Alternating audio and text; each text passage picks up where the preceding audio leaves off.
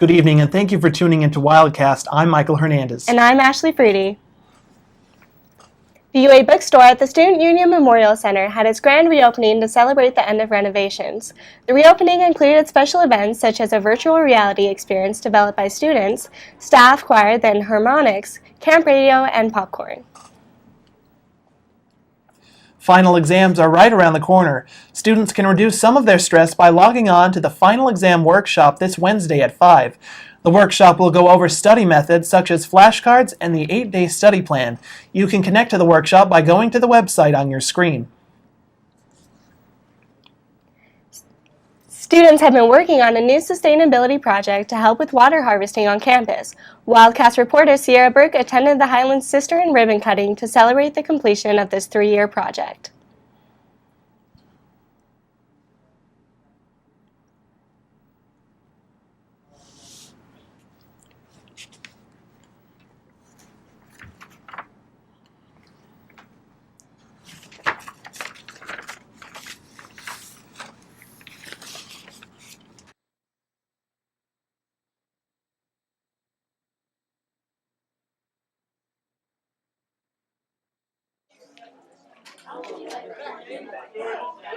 In Tucson, there is an extreme heat issue.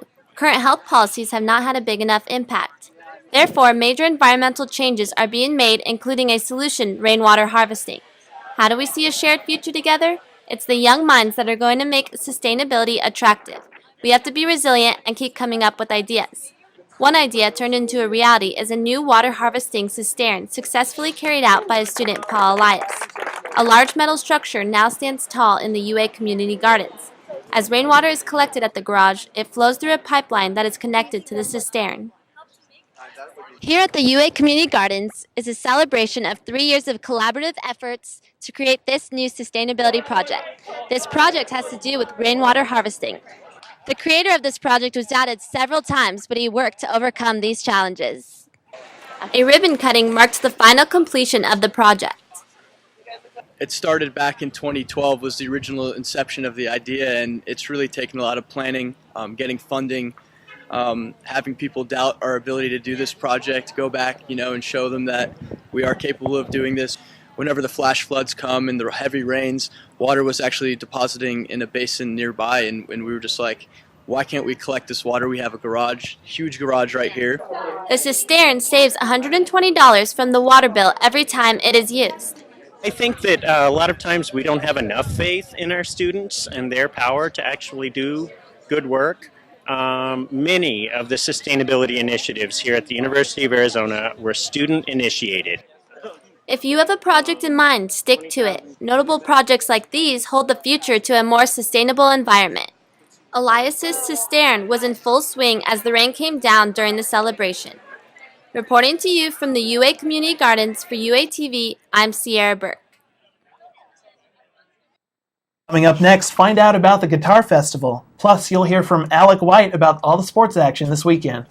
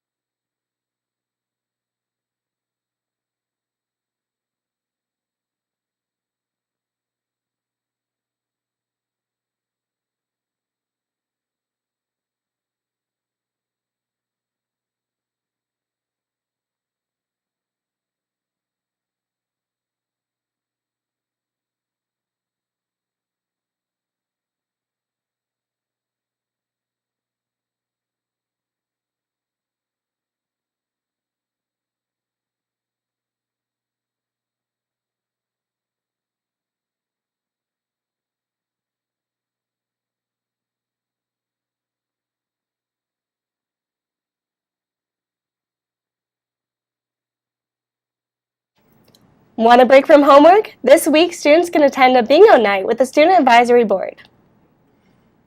Tickets are $10 and includes dinner. There will also be raffle tickets available for purchase. You can get your tickets from any SAB member. The event is this Tuesday at 5 at McClellan Park.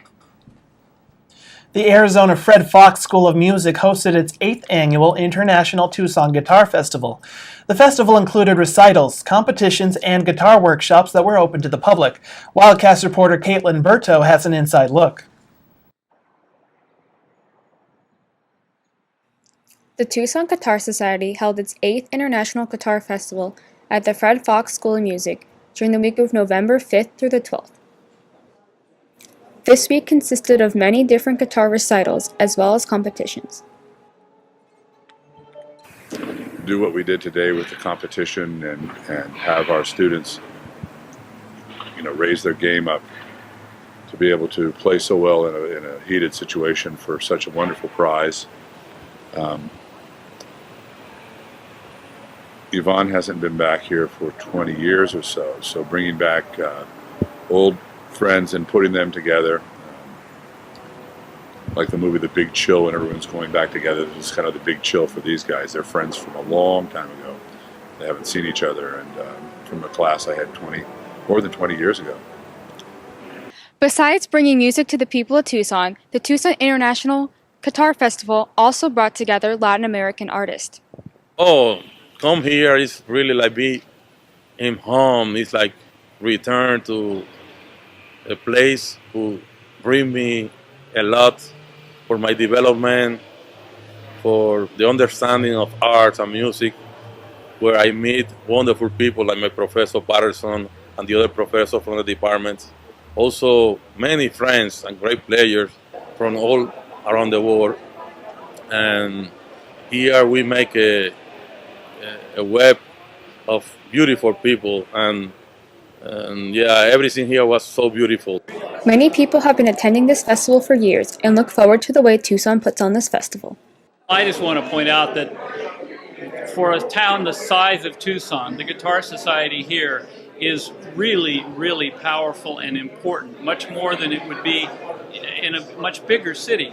And it's in part because of the enthusiasm and the energy that Julia and Andre Pernay have put into it these many years to bring in these great players from these foreign places. The Tucson Guitar Society did a wonderful job of bringing together artists as well as the community of Tucson. Reporting from the 8th International Guitar Festival for UATV, I'm Caitlin Berta. Let me ask you something, Ashley. Do you play any instruments? I don't. I've always wanted to since I was little, though.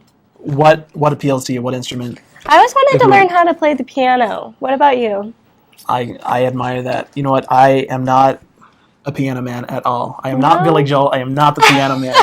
I was more of a guitar person, but my dad bought me a guitar in the 9th grade, and I had a few lessons, and then it's been tucked away in the closet ever since. Yeah. So How are your fingers after that? I hear you get blisters. They were calloused for sure.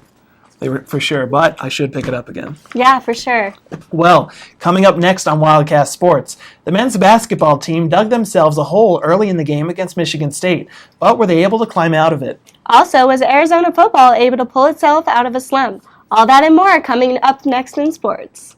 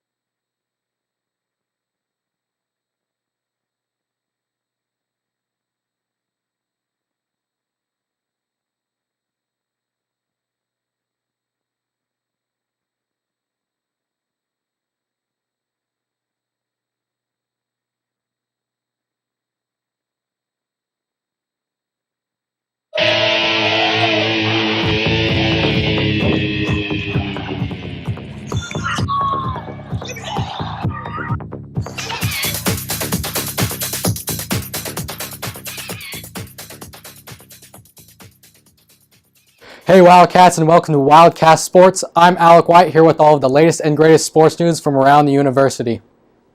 The 10th-ranked men's basketball team opened up their season on Veterans Day, taking on the 12th-ranked Michigan State Spartans in the Armed Forces Classic in Honolulu. The Wildcats were down early in the game, but they battled back and won it by a final score of 65-63, thanks to a last-second layup by senior Kadeem Allen. What a thrilling way to start the season. Arizona football was back at home over the weekend looking for its first conference win of the season versus 12th-ranked Colorado. The results were less than stellar as Arizona lost its 7th game in a row by a final score of 49-24. One positive takeaway from the game, though, was that Arizona had 257 team rushing yards. The Cats will now head to Corvallis to face the 2-8 Oregon State Beavers this weekend. We'd also like to give a shout out to Arizona football alum Will Parks, who returned a blocked extra point for a 2-point conversion yesterday for the Denver Broncos to seal the victory for them. Way to go, Will. The women's basketball team had an exhibition game last week as new head coach Adia Barnes looks to have a successful first season in Arizona. Wildcast sports reporter Simone McCarthy was there to catch the action. The Arizona Wildcats hosted Western New Mexico Tuesday night for their first and only exhibition match of the season. Adia Barnes took the court as head coach for the first time. The Wildcats outscored and out-rebounded the Mustangs, giving them their first victory, 77-48. Here's what LaBrittney Jones had to say about the game. For this to be our first game, new coaches and all new changes, I think it went pretty well. We still have a lot of things that we need to work on. But for the first game out, I think it was pretty good. Just defensively, we made a lot of small mistakes that we're going to fix this week in practice before our next game. But that is just one of the main things we did, and this is my way up, so we got to fix that. It was head coach Adia Barnes' first game in McHale Center, and here's what she had to say about the game. It's great to see us in game situations, just to see how we react and try some different things. And just to learn from it. So basically just use it for film for learning and teaching. A lot of those rebounds we wouldn't have got so easily against, a taller team, but we had advantage inside for sure. We missed a lot of shots around the basket. I think one area it really showed us, 18 turnovers. That's a lot. But I think those are, the good thing is there's a lot of things that we can control and change, and so that's a positive for me. I was excited. I'm a game writer, so I was excited to see how they were going to respond. It's funny because the team is really nervous. It's new. It's a new staff. They want to impress. They had freshman moments, but I think overall they did pretty good. Lucia, let's see. She's 28 minutes. I don't think she played her best. I think she ran the team really well. For Sharice Holloway, she hadn't played all last year, so she's kind of like a freshman again. Fans can now come on the court after every home game and get autographs from their favorite players. Reporting to you for UATV, this is Simone McCarthy. It takes a super kind of athlete to be good at swimming, running, and biking. Wildcat sports reporter Jody Allen met with athletes from a campus club known as Tri-Cats who specialize in all three. Since the late 90s, the University of Arizona Tri-Cats have strived to achieve gold for their school. The team is a competitive sport club, taking part in triathlon-type events. So most of it is you're going to have 6 a.m. workouts each day of the week, except for a rest day, and then you're going to have workouts in the evening, and there's typically 3 to 4 swims per week, 3 to 4 runs per week, and then 3 to 4 rides, cycling per week. Ranging from beginners to professionals, the Tri-Cats team is made up of nearly 100 students attending the University of Arizona. The team not only hopes to become the best team in Arizona, but to be recognized across the Southwest, placing within the top 10 in the nation. Let's see what some members had to say. I get a lot of fitness, of course, from all the training, but also a lot of friendship, the camaraderie. We spend a lot of time hanging out with each other on all the hours we put in together. I hope to accomplish this year. I think grow the team and try to expand the amount of members that try triathlon and just make sure we have a strong presence at nationals. My favorite memory probably would be the first race I had, just the community and the support of everybody. When I was racing with the team, having the support of all the different members and just being encouraged through a 2-hour race is a very inspiring thing as you go throughout it. Along with competition, Friendship and passion are clearly two strong elements among this team. As the 2017 Collegiate Nationals approaches, the Tri-Cats will continue to train, going in with their eyes on the prize. Reporting for UATV Sports, I'm Jody Allen. Arizona IceCat hockey returned to Tucson last week. They had several games at the TCC over Veterans Day weekend. Wildcast sports reporter Jack Cooper has a recap of last Thursday's game against Colorado State. The Arizona hockey team returned to Tucson on Thursday night to take on the Rams of Colorado State. Toppy Hogan would have a big night as he finished with 2 goals and Austin Wilson came up big in net. The Wildcats were on the attack early. Shots would come from all over the ice, but none ended up in the back of the net. The Rams goaltender stood strong, and it seemed it was going to be a tough game. It wouldn't be until past the halfway point of the first period that Toppy got one through. Ethan Stolhoff passed the puck across the defense and Toppy put it away. The two teams went right at each other, and as the score rose, the more chippy it got. Each team had a player ejected for fighting. As the game went on, CSU never quit. The game always had a competitive feel, even with the wide score margin. Arizona added a few more going into the third period, but also seemed to relax. Colorado State came out strong and scored a quick goal. The teams kept going back and forth through the final period. The Arizona hockey team came back to the Tucson Convention Center after sweeping UNLV last weekend. The crowd was loud and excited throughout the game. Toppy finally put the game away late in the third period with his second of the game, making the final score 5-2. For UATV3 Sports, I'm Jack Cooper. Arizona has a jam-packed weekend of sports ahead. On Tuesday, the men's basketball team hosts Cal State Bakersfield at McHale Center with tip-off time set for 8 p.m. On Thursday, the swim and dive team will host an all-day invitational. Then on Friday, women's volleyball hosts Cal at 4:30 p.m., followed by a men's home basketball game against Sacred Heart at 8 p.m. Come out and support your Cats.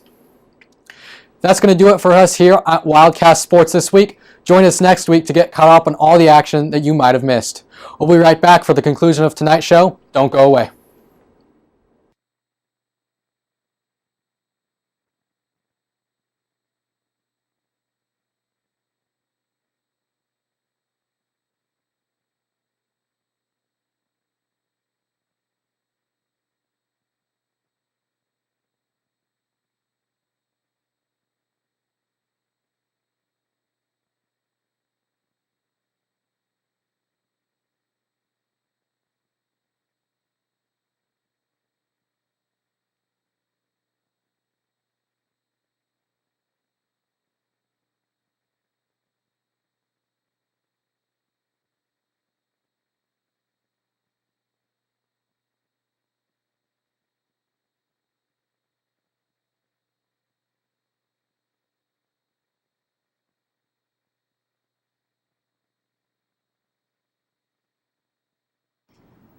Last time we asked you, how civil do you rate the 2016 election?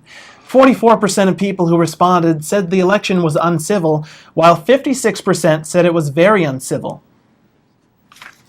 We'd like to get your opinion on our fun Twitter question of the week. How do you eat your Oreos?